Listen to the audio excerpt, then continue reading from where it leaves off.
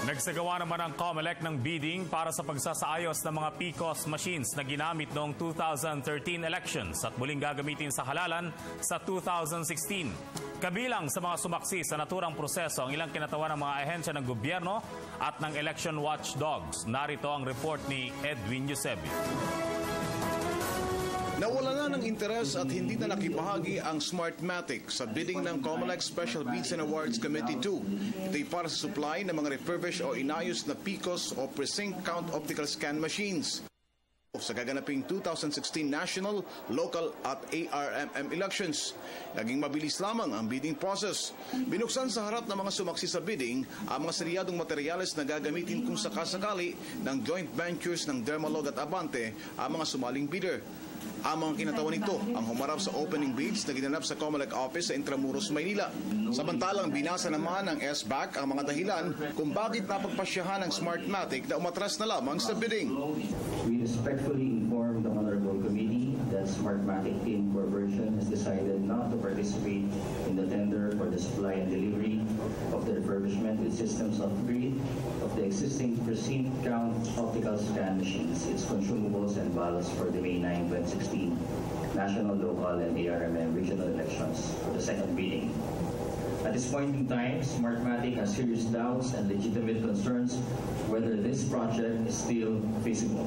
By March, this is very risky to COMELEC as the testing and configuration of machines needs to start in Manila by no later than February.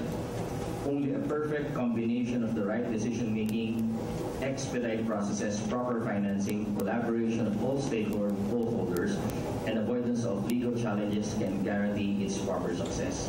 Naroon din bilang mga observers ang mga kinatawan ng COA o Commission on Audit, PPCRV o Parish Pastoral Council for Responsible Voting, Ombudsman at NAMPREL o National Movement for Free Elections.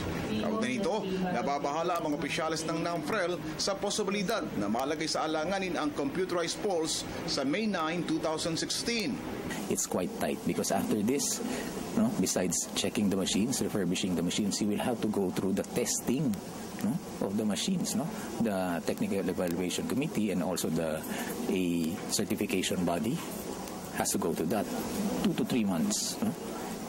Bago mo magawa yan, kailangan mo munang tapusin lahat itong pag-aayos ng makinang luma.